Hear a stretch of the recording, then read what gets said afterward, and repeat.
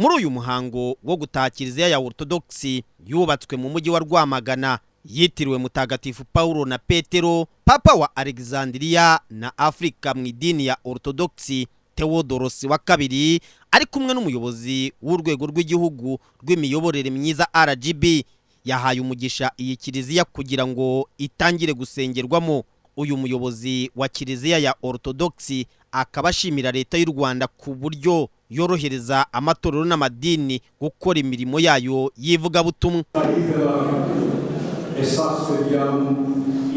Turashimira Perezida Paul Kagame n'izindi nzego za leta kuko badufashije kuba bakorana n'abanyamadini, biri mu biduha imbaraga mu gukomeza ibikorwa byacu mu gihugu cy'u Rwanda. Byanejeje cyane. Nanejejwe n'uburyo nasanzwe mu Rwanda isuku n'imyubakire ijyanye n'igihe.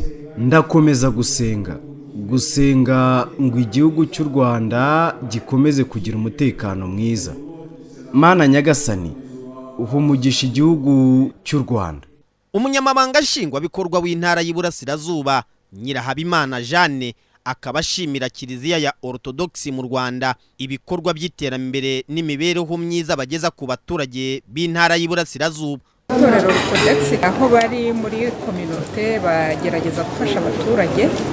Hari abaturage b'abayoboke babo, ariko hari n'abandi baturage bari hafi y'aho y'urusengero, bagenda bakora ibikorwa bimwe na bimwe, mituweli, kubaka amazu, ndetse ku rusengero dutashye uyu munsi mwumvise yuko hazubakwa n'ishuri. Ibyo rero ni ibintu byiza cyane, ni ibintu dushimira iri torero kuba rigiye gukora ibikorwa nk'ibyo ngibyo mu ntara y'Iburasirazuba. Turabashimira cyane, ndetse no kuri uru rusengero rwiza bubatse narwo ni ikintu gikomeye, kuko usibye no kuba nyine ari urusengero rwabo mwarubonye, rufite icyo rwongeye no ku isura y'igihugu rwabo.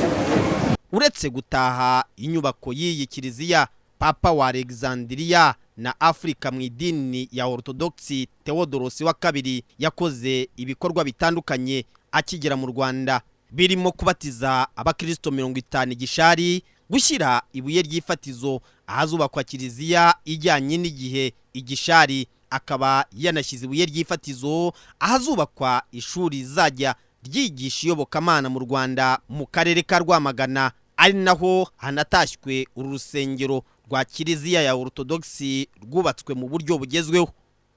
Ndi Jean Chrysostome Habanabakize mu karere ka Rwamagana.